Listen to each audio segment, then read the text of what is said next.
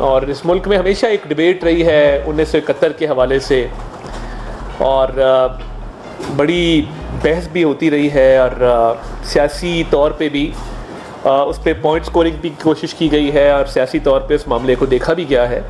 तो मैं समझता था कि आज ज़रा बांग्लादेश के हवाले से, और जो गुज़िश्ता कल एक कानून साजी हुई है, जो कौमी असम्बली से सेनेट से एक्ट मंजूर किया गया है, इलेक्शन एक्ट की तरमीम, उस पर भी बात होनी चाहिए कि उसका मकसद क्या था, और वो कानून जो है, जो बनाया गया है, वो किस नज़रिए से बनाया गया है, और उस कानून के बनने के बाद उसकी क्या इम्प्लिकेशंस होंगी। तो ये तमाम चीज़ें मद्देनज़र रहनी चाहिए। तो मैं आपका शुक्रगुज़ार हूँ, आप शॉर्ट नोटिस पे तशरीफ़ लाए हैं। तो इस कानून के हवाले से पहले बात करते चले कि बिलाल कियानी साहब जो मुस्लिम लीग नून के मेंबर कौमी असम्बली हैं, उन्होंने ये बिल पेश किया कौमी असम्बली में, और वो कसरत राय से बिल को मंजूर किया गया। उसके बाद सेनेट के अंदर वो बिल सेनेटर तलाल चौधरी साहब ने पेश किया, और वहाँ से भी वो अक्सरियत ने उसको मंजूर किया, और वो एक्ट की शक्ल इख्तियार कर गया। देखिए, फ्लोर क्रॉसिंग के हवाले से आइन और कानून बिल्कुल वाज़ेह है कि फ़्लोर क्रॉसिंग नहीं हो सकती, और एक पार्टी का आप एफिडेविट असेंबली में जमा करा दें कि मैं फ़लाँ पार्टी का रुकन हूँ, जैसे मैंने कौमी असम्बली में मुस्लिम लीग नून में जो है मैं उसका कैंडिडेट हूँ, क्योंकि मैं इलेक्शन वहीं से लड़ा था। आज़ाद उम्मीदवार अगर मुस्लिम लीग नून का एफिडेविट जमा कराता है, रूल्स ये कहते हैं कि आपने 3 दिन के अंदर कोई पार्टी ज्वाइन करनी है। अब आपने हल्फनामा दे दिया कि मैं फ़लाँ पार्टी का रुकन हूँ, तो क्या वो हल्फनामा कैंसिल हो सकता है? क्या वो हल्फनामा ख़त्म हो सकता है? उस हल्फनामे को ख़त्म करने के बाद क्या आप कोई और जमात ज्वाइन कर सकते हैं? क्या आपकी हैसियत को तब्दील किया जा सकता है? क्या कौमी असम्बली का कोई रुकन हल्फ उठा ले, उसकी रुकनीत ख़त्म करके, हल्फ ख़त्म करके, क्या बाकी प्रोसेस को छोड़ के नए मेंबरान को फ्लोर क्रॉसिंग करवा के कोई नई पार्टी ज्वाइन करवाई जा सकती है? ये बड़ी पेचीदा एक सूरत हाल है। और देखिए, एक रूल ऑलरेडी मौजूद था।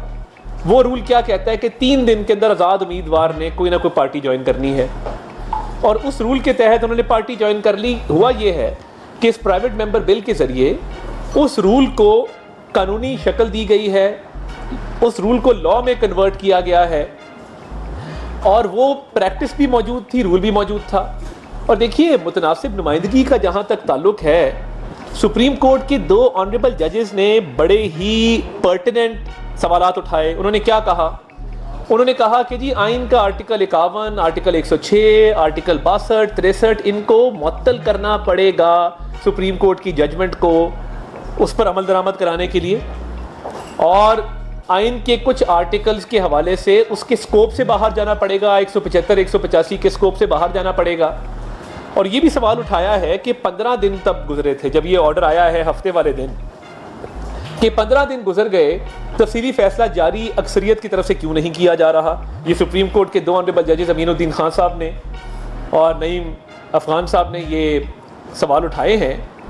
अब 15 से भी ऊपर दिन गुजर गए हैं, और देखिए, जब आइन क्लैरिटी के साथ कहता है कि किसी भी सियासी जमात को जो मखसूस नशिस्तें हैं वो मुतनासिब नुमाइंदगी के फार्मूले के तहत दी जाएंगी, तो उसका मकसद ये बनता है कि वो जमातें जो पार्लिमान के अंदर मौजूद हैं, आज़ाद ब्लॉक को ये सहूलत हासिल नहीं है। अब ये भी उन्होंने कहा कि सुन्नी इत्तेहाद काउंसिल ने, ना तो उनके चेयरमैन हामिद रज़ा ने सुन्नी इत्तेहाद काउंसिल के मेंबर के तौर पे इलेक्शन लड़ा, ना उनका पार्लियामान में कोई वजूद था। वो MTM MWM ज्वाइन करते तो शायद उनको सीटें मिल जाती। अब पार्टी के इलेक्शन आप ना कराएं और फिर क्या सजा भी ना दी जाए। एक ऐसी पार्टी आप ज्वाइन करें जिसका वजूद नहीं है पार्लियामान में, और कहें मुतनासिब नुमाइंदगी के फार्मूले के तहत हमें सीटें भी दी जाएं।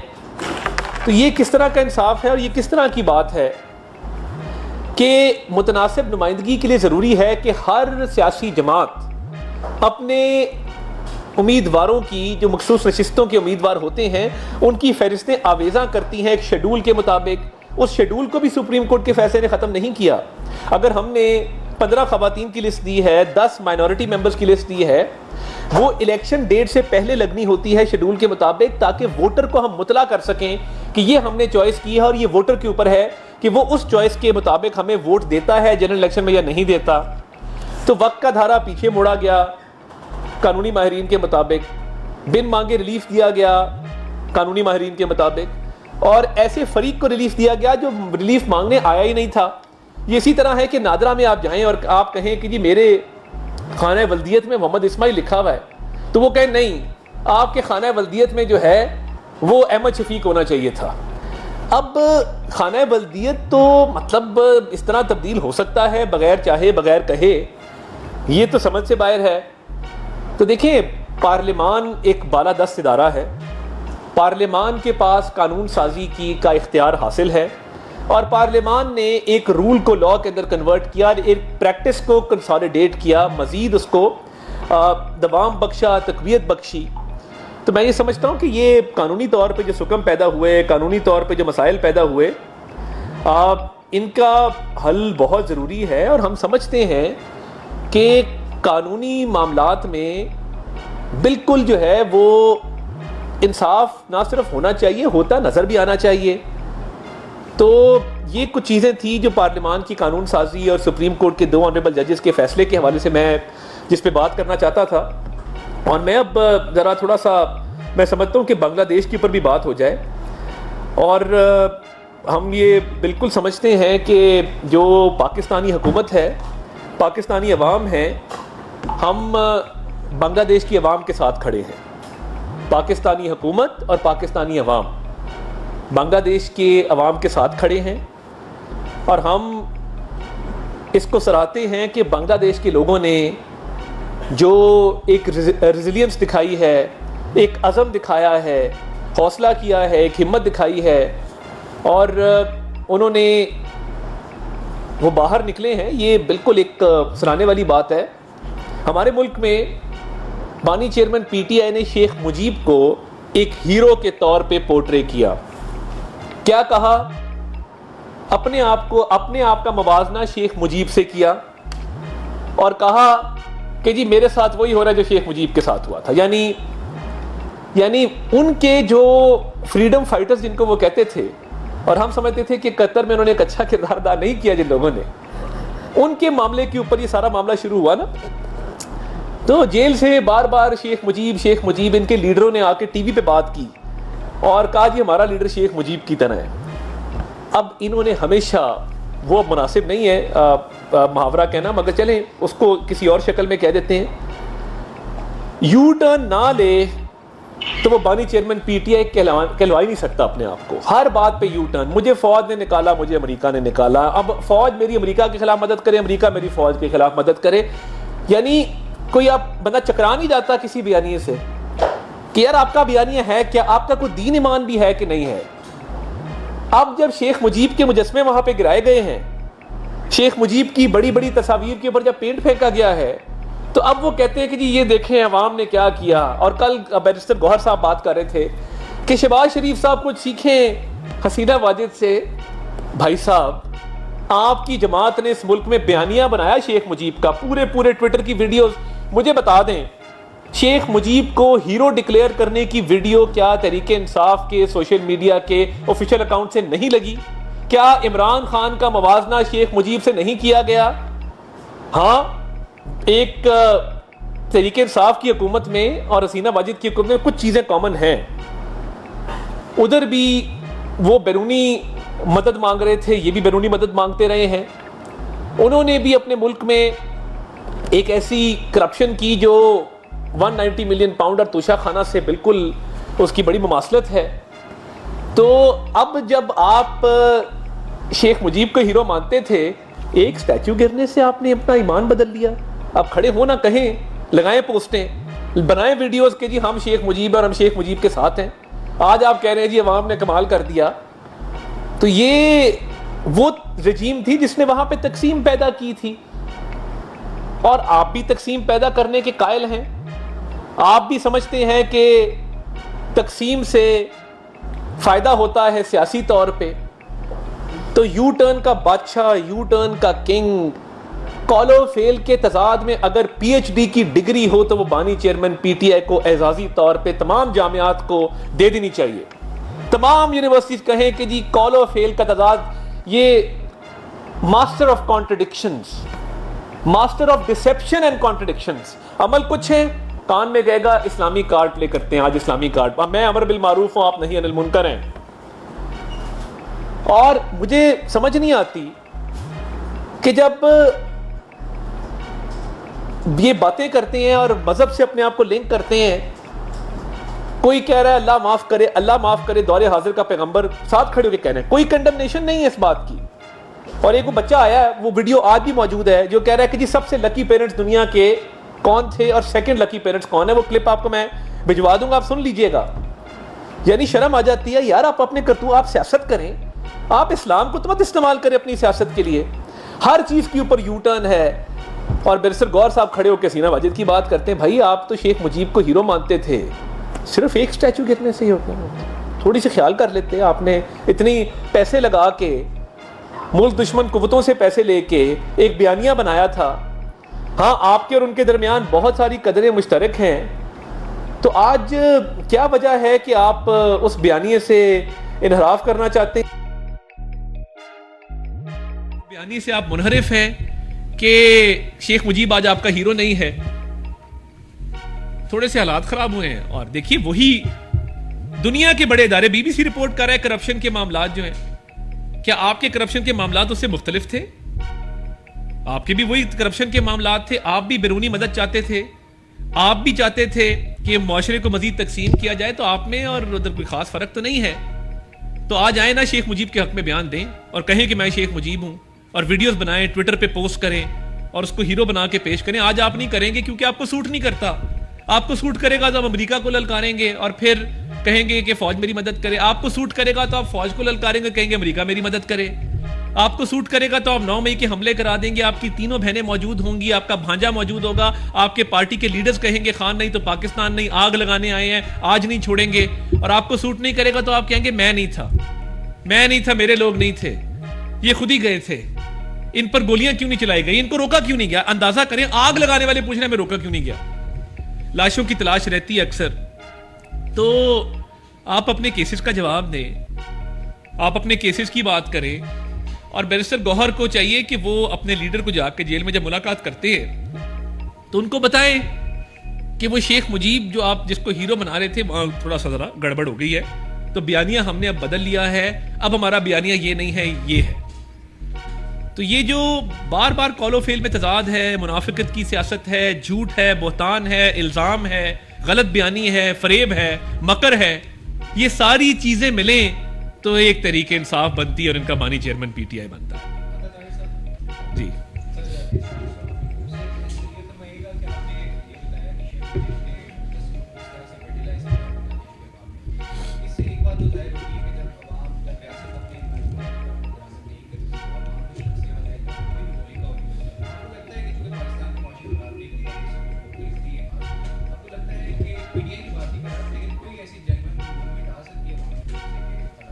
देखिए, एक तो इकोनॉमिकली उधर हालात में कोई खराबी मुझे तो नजर नहीं आई है। इकोनॉमी का इशू नहीं था, मुआशी हालात का इशू नहीं था, इशू तकसीम का था, करप्शन का था, और जो एक कोटा सिस्टम वहां पे था उसका था।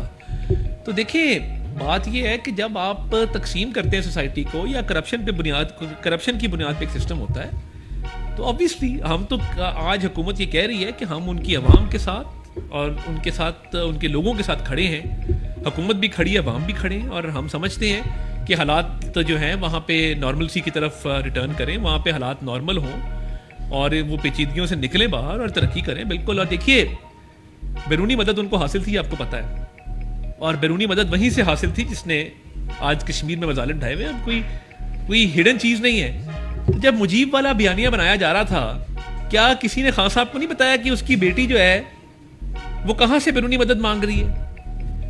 मसला सिर्फ यह है कि छोटे छोटे सियासी मफादात की खातिर इतनी बड़ी छलांगे लगाई जाती हैं कि बाद में कीमत उसकी चुकानी पड़ती है। तो पहले सोच लिया करें, 9 मई के हमले करने से पहले, फौज पे बुतान करने से पहले, कभी इंटरनेशनल रिलेशन खराब करने से पहले, मैं डंके की चोट पे कहता हूं और मरते दम तक ये कहता रहूंगा, कोई सियासी जमात, कोई सियासी लीडर पाकिस्तान से बड़ा नहीं है। मैं एक सियासी कारकुन हूं, एक सियासी जमात का रुकन हूं, मेरी भी लीडरशिप है, मगर ये मेरा ईमान का हिस्सा है कि पाकिस्तान है तो हम हैं। मैं कभी ये नहीं कहूंगा कि फलां नहीं तो पाकिस्तान नहीं। मैं क्यों कहूं? ये ऐसे लोग इन्होंने कर दिए पैदा जो समझते हैं कि ये ना रहे तो खुदा ना खास्ता पाकिस्तान का वजूद भी ना रहे, मैं ना रहा तो 4 टुकड़े हो जाएंगे। भैया आप रह जाते तो खुदा ना खास्ता ये काम हो जाता। जमात इस्लामी के बारे में जो दस रहा है जी, रात भी आपकी मीटिंग हुई है, उनके पहले भी बीच में गैप आ गया और रात को उन्होंने धरना ट्रैफिक भी शुरू कर दिया, रोटी काम दे रहे हैं, पेशावर की दे रहे हैं, रात की डेट तो नहीं हो सकता आपका। देखिए कल हमारे जमात इस्लामी के साथ बहुत खुश असलूबी से मामलात आगे बढ़े और मैं समझता हूँ कि बाकी तमाम नशिस्तों से कल की नशिस्त ज़रा थोड़ी मुख्तलिफ इसलिए थी कि काफ़ी पेशरफ्त हुई है। हमने उनको कुछ नकात आज भिजवाए हैं और उस पर आज मज़ीद मशावरत होगी। तो आज कोशिश है कि आज ये मशावरत को हतमी शक्ल दी जाए। तो वो भी अवामी इशू पे निकले हैं, हमारा भी यही मुतालबा है। देखिए हमारी भी यही एजेंडा है, उनका मुतालबा है, हमारा एजेंडा है कि बिजली के बिल कम होने चाहिए, IPP का रिव्यू होना चाहिए। ऑलरेडी इस पे काम हो रहा है। 50 अरब रुपए की जो सब्सिडी दी गई है 200 यूनिट वाले सारिफ को, वो इसीलिए दी गई है डेवलपमेंट बजट काट के कि बिजली के बिल जून के, जुलाई के, अगस्त के इन 3 महीनों के वो कम आए। तो उम्मीद है कि अच्छी पेशरफ्त होगी और ये मामला खुश असलूबी से जो है वो हल होंगे।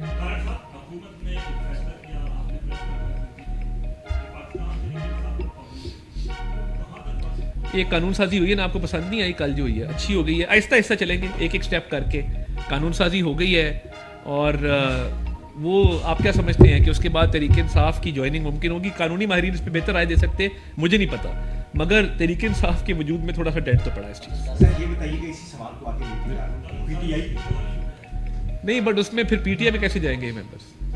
सर इसी सवाल को आगे बढ़ाते हुए कि सर आपने PTI के ऊपर तो बैन करने की बात की है, लेकिन सर जो PTI के जो सपोर्टर्स थे, जो सहूलियतकार के साथ जो टीम जर्नैल थे, सर उनके ऊपर भी आप गद्दारी का और आर्टिकल 6 लगाने की कोई कोशिश करें? देखिए मामला ये है कि उस वक्त की सियासी जमात जिसका नाम तरीके इंसाफ था, बानी चेयरमैन PTI ने फैसले किए ना, एग्जेक्टिव अथॉरिटी इनके पास थी। और मैं तो बड़ा हैरान होता हूँ, पहले कहा कि आर्मी चीफ कौम का बाप होता है, फिर कहा ये मीर जाफर है, यानी बाप को मीर जाफर कह दिया।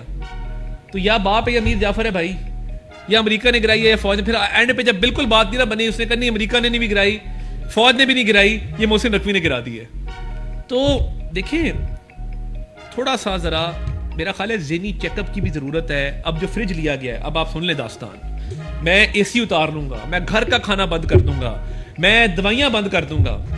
अब कहा है शहनशाह आली का ये फरमान है कि जब जेल के सुपरिटेंडेंट के कमरे में पड़े फ्रिज से मेरे लिए पानी आता है तो वो 400 मीटर जब वो उठा के लाता है अर्दली उसको, तो वो गर्म हो जाता है। मेरे सेल के अंदर मुझे ज़ाती फ्रिज मुहैया किया जाए। वर्जिश वाली साइकिल मौजूद है, फ्रिज आ गया है, खाना पीना चल रहा है। मेरी तो बल्कि सदा होगी, मैं जेल वालों को कहूँगा एक फिजिबिलिटी बनाए, छोटा स्विमिंग पूल बना दें, तालाब बना दें छोटा सा, जहाँ पे कोई थोड़ी बहुत तैराकी कर सकें। गर्मी बहुत है, एक्सरसाइज का भी शौक पूरा हो जाएगा। स्विमिंग पूल के साथ छोटा क्लब भी बना दें। जो कहते थे ना, मैं मगरिब को बहुत अच्छा जानता हूँ, तो शाम को अगर कोई थोड़ा बहुत नाच गाने का भी मूड हो तो वो फिर वहीं पे स्विमिंग पूल के साथ ही छोटा बार बना हो, तो वो भी मामलात वहाँ पे पूरे हो जाएंगे। क्योंकि फ्रिज भी आ गया, साइकिल भी आ गई, अब पार्टी रह गई है, वो भी वहाँ पे उसका कोई इंतजाम जो है मुनासिब जो है वो मेरा ख्याल है कर देना चाहिए। जी जी 22 तारीख को ऐलान किया गया है कि इस्लामाबाद के अंदर अगर इजाज़त न मिली अदालतों से, हुकूमत से, तो हम डी चौक में जलसा करेंगे। क्या कहेंगे? देखिए मैं क्या कह सकता हूँ, पहले आग लगा दी, फिर कहा जी सुप्रीम कोर्ट का हुक्म नहीं हमें मिला था। तो इस बात की तो इजाज़त नहीं दी जा सकती ना कि ज़िंदगी को यहाँ मफलूज कर दिया जाए। और उसी डी चौक में जहाँ पे PTV पे हमला किया था, जहाँ बैठे हैं, पैसे ही दे दो यार वापस जो PTV पे हमला किया था। सरकारी नुकसान हुआ है ना, अरबों रुपया आप पहले खा गए तोहफों के मद में, PTV पे आपने हमला करके यहाँ पे करोड़ों का नुकसान कर दिया। तो ये ऐसे दहशतगर्दों को तो इजाज़त नहीं दी जा सकती। कल को वो ये जो फितनाल ख्वारिज है ये भी कहेंगे हमने जलसा करना है डी चौक के अंदर, क्या उनको भी कहेंगे आ जाओ जलसा कर लो? तो ये जो TTPTI है, तरीके तालिबान पाकिस्तान तरीके इंसाफ, इनको बिल्कुल ऐसी कोई इजाज़त मांगे ज़रूर, रूल्स के मुताबिक उसको देखते हैं, मगर ये डी चौक की तरफ, इधर सेंसिटिव बिल्डिंग्स की तरफ कोई फड़के भी ना, क्योंकि ये सेंसिटिव बिल्डिंग्स की तरफ आते हैं पीछे इनके पास बारूद होता है, इनके वो सोशल मीडिया के बंदे के पास से क्या क्या निकला है गाड़ी के अंदर। तो ये इस तरह के लोग हैं, ये पाकिस्तान का अमन तबाह करना चाहते हैं। सर ये बताइए कि ये आज आप बातें कर रहे थे, यहाँ इस सीट पे बैठा हुआ कोई और शख्स यही बातें कर रहा होगा आपके बारे में, ये आपकी सियासतदानों की आपसी जो इंतकामी कार्रवाइयाँ हैं ये कब खत्म होंगी? बहुत अच्छा सवाल है। एक गरीब शख्स जो पाकिस्तानी है उसको कब रिलीज? देखें, इस मुल्क में एक साजिश की गई, और इस मुल्क में साजिश ऐसी की गई कि हाउस ऑफ गोल्ड स्मिथ, अब सुन लें, आपने सवाल किया है, हाउस ऑफ गोल्ड स्मिथ नहीं चाहता था। ये पूरी एक लेगेसी है रॉथस्चाइल्ड की, गोल्ड स्मिथ की, कभी आप इसकी रिसर्च कीजिएगा। मुझे अगर आप गन पॉइंट पे कहना कि तुमने सादिक खान की लंदन में सपोर्ट नहीं करनी, जैक गोल्डस्मिथ की करनी, मैं मर जाऊंगा, मैं जैक गोल्डस्मिथ की सपोर्ट नहीं करूंगा। मेरे अकायद उसका इजाजत नहीं देते, मेरी पाकिस्तानियत इस बात की इजाजत नहीं देती कि मैं एक पाकिस्तानी के खिलाफ वहां पे एक गोल्डस्मिथ की कैंपेन करूं। ये वही कर सकता है जिसका ज़मीर मर चुका हो। देखिए, हम सियासतदानों ने चार्टर ऑफ डेमोक्रेसी किया था इस मुल्क के अंदर, हम ही सियासतदान थे जो बदस्तों गिरेबान थे, मगर हमने कहा यार नहीं, अब लड़ाई नहीं, अब हम जमहूरियत के इस्तेहकाम के लिए बैठेंगे और हम चार्टर ऑफ डेमोक्रेसी करेंगे। फिर एक शख्स आता है और कहते हैं मैं कंधों पे सवार होकर आऊंगा, और जब वो आता है तो पाकिस्तान की जीडीपी ग्रोथ 6% पे होती है, डॉलर 120 पे होता है, पेट्रोल 130 पे होता है, महंगाई की शरह 4% होती है, फॉरेन एक्सचेंज रिजर्व्स बढ़ रहे होते हैं, सीपैक बन रहा होता है, 64 अरब डॉलर की इन्वेस्टमेंट हो गई होती है, गरीब आदमी खुशहाल होता है, पाकिस्तान में तरक्की का दौर जा रहा होता है। 4 साल में जो शख्स ये कहता था कि मुझे डॉलर के रेट का या टीवी से पता लगता है या बीवी से लगता है, और जो छत पे गोश्त फेंक के, मुर्गियां जला के, बकरे जला के अपना गुजारा करता था, 12 बजे दफ्तर आता था और 5 बजे घर चला जाता था। पीएम हाउस का स्टाफ बड़ा उनको याद करता है, वो कहते जी 12 बजे आते थे, 5 बजे रहते, हमें तो काम ही नहीं करना पड़ता था। ट्रैक सूट में शाम को एनके लगा के बैठ के, बड़ा फैशनेबल, मुझे भी बड़ा अच्छा लगता है, मैं भी 3 बजे उठूं, 5 बजे काली एनके लगाऊं, ट्रैक सूट पहनूं और बैठ जाऊं और पार्टी की मीटिंग्स करूं, बड़ा अच्छी बात है। मुल्क को तबाही के धाने पे खड़ा कर दिया, एक ईंट नहीं लगाई, एक ईंट नहीं लगाई, हमारे तमाम दोस्त ममालिक को नाराज किया। मिडल ईस्ट में चले जाएं, यूरोप में चले जाएं, अमेरिका में चले जाएं, उधर एक ओआईसी की कॉन्फ्रेंस एक मुल्क में रखवा के गए नहीं। उसके बाद उन्हें कहा जी हम आ रहे हैं, तू चलते, मैं आया, वो देखते रह गए बेचारे कि हम करें क्या इसके बाद। तो देखिए, ये लड़ाई, सियासी लड़ाई को आज भी मेरा सियासी मुखालिफ बैठा, सबसे पहले जाके हाथ मिलाता हूं। कोई खुशी गमी किसी की हो जाए, गमी हो तो फातिहा करते हैं, बैठते हैं, जाके उनके घरों में जाते हैं। ये किसने कहा था कि तुम चोरों से हाथ मत मिलाओ, ये डाकू हैं, ये चोर हैं, इनकी खुशी गमी में शरीक मत हो। जिस शख्स ने इस मुल्क में सियासी मुखालफत को सियासी दुश्मनी में तब्दील किया, मुल्क की मईशत को तबाह किया और कहा ये मुल्क श्रीलंका बन जाए, फलां बन जाए, जिसके 4 टुकड़े हो जाए, ये देखें, ये पूरा ऑपरेशन गोल्डस्मिथ है। कभी डिटेल से आपसे बात होगी तो इसके मैं आपको कॉन्टूर्स बताऊंगा। आज मुझे डॉक्टर इसरार की बात याद आती है, हकीम सईद की बात याद आती है। वो कह के गए थे कि एक शख्स आएगा जो ये काम करेगा, उसने सारे वो काम किए हैं जो वो कह के गए थे। कोई एक प्रोजेक्ट मुझे बता दें, कोई एक मुल्क बता दें जो राजी हो, मेरा नहीं ख्याल। Thank you ji.